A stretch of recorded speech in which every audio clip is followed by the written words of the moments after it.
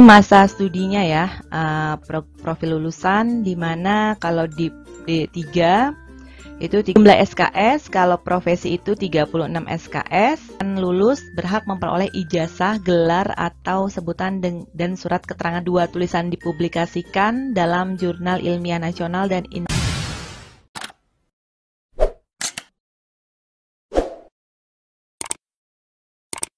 Hari ini kita akan membahas tentang profil lulusan. Di sini, menurut Kementerian Ristek Teknologi dan Pendidikan Tinggi, di Permen Ristek Dikti 44 tahun 2015, ini ada standar nasional pendidikan tinggi di mana ada pendidikan, penelitian, dan pengabdian kepada masyarakat. Nah, di sini ada ruang lingkup standar nasional pendidikan, di mana ada standar nasional pendidikan, ada standar nasional pengabdian kepada masyarakat, standar nasional penelitian. Jadi ini standar nasional pendidikan tinggi. Jadi tujuannya ini adalah untuk menjamin tercapainya tujuan pendidikan tinggi, menjamin mutu pembelajaran, penelitian, dan pengabdian kepada masyarakat, dan mendorong PT melampaui SN Dikti. Jadi perannya sebagai dasar pemberian izin pendirian PT dan izin pembukaan prodi. Jadi sebagai dasar penyelenggaraan pembelajaran, penelitian, dan pengabdian masyarakat. Nah, juga sebagai dasar penyelenggaraan dan pengembangan jaminan mutu perguruan tinggi. Nah, di sini ada revisi Permendikbud nomor 49 tahun 2014 tentang standar nasional pendidikan tinggi.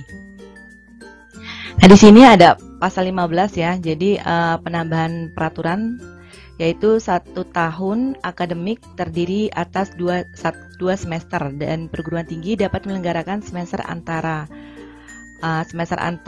sebagaimana dimaksud pada ayat ketiga. Jadi diselenggarakan selama minimal 8 minggu. Jadi beban belajar mahasiswa paling banyak 9 SKS.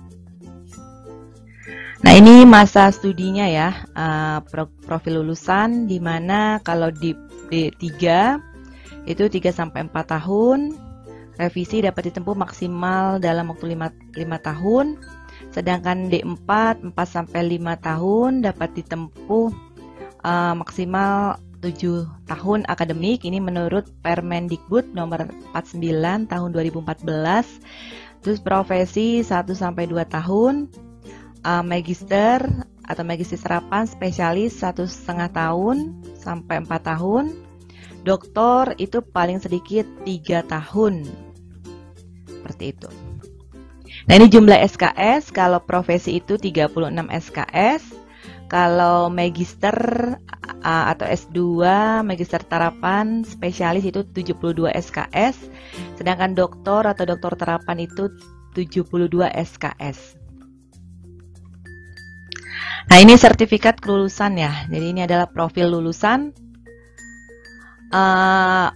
menurut Permendikbud ya, nomor 49 tahun 2014, di mana mahasiswa yang dinyatakan lulus berhak memperoleh ijazah, gelar, atau sebutan dan surat keterangan pendamping ijazah sesuai dengan peraturan perundang-undangan.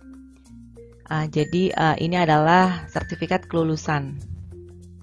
Nah, di sini kewajiban publikasi mahasiswa, kalau magister itu menyusun tesis dan tulisan yang dipublikasikan dalam bentuk jurnal ilmiah terakreditasi nasional dan mendapatkan internasional berbentuk presentasi ilmiah atau yang setara.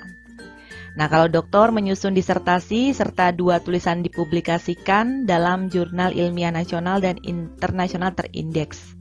Kalau magister terapan menyusun tesis dan tulisan dalam keilmuan terakreditasi tingkat dan mendapatkan pengakuan internasional berupa pameran atau yang setara.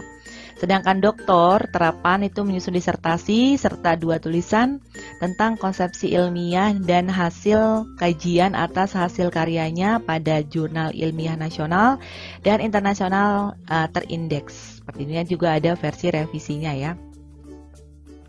Nah, peran KKNI sebagai penyetara mutu SDM di berbagai sektor dan SDM asing, di sini ada perannya, ada tenaga kerja dan mahasiswa asing, jadi jenis dan strata pendidikan, tingkat keahlian, kemampuan dalam keprofesian, jabatan pada perusahaan, industri, kepegawaian, tingkat penghargaan masyarakat, penggunaan tenaga kerja.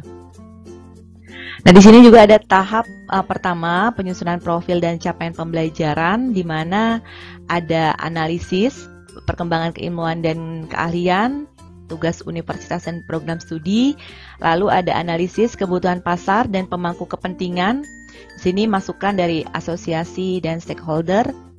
Di sini juga ada tugas tim pengembang kurikulum prodi dan deskripsi KKNI dan SNPT ya.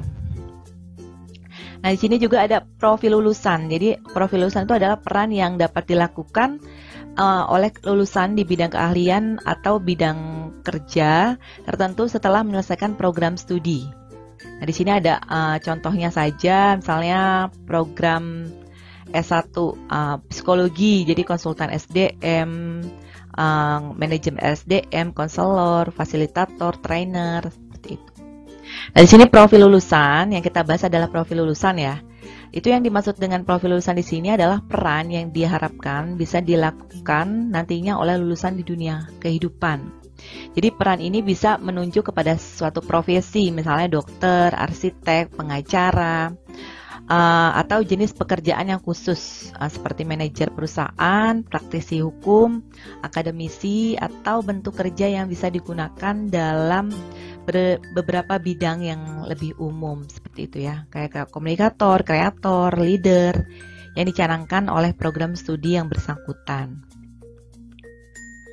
Nah, di sini ada KKNI ya. Jadi KKNI itu adalah kerangka penjenjangan kualifikasi kerja yang menyandingkan, menyetarakan, dan mengintegrasikan sektor pendidikan dan pelatihan serta pengalaman kerja dalam rangka pemberian pengakuan kompetensi kerja sesuai dengan yang diharapkan ya. Jadi sini perwujudan mutu dan jati diri bangsa Indonesia terkait sistem pendidikan dan pelatihan serta program peningkatan SDM secara nasional. Nah, ini ada konsep KKNI ya. Jadi konsep KKNI itu ada dunia pendidikan, ada dunia industri atau dunia kerja, ada dunia profesi dan sertifikat profesi, ada masyarakat atau pengalaman mandiri, seperti itu.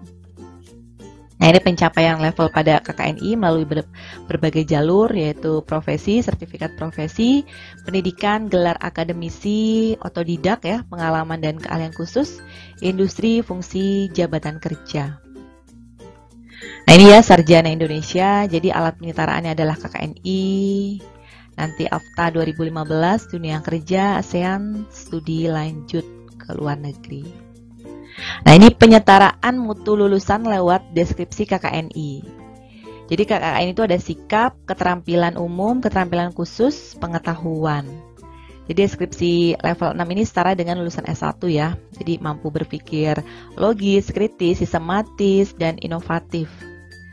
Mampu kinerja mandiri, bermutu. Dan ini dijelaskan seperti itu.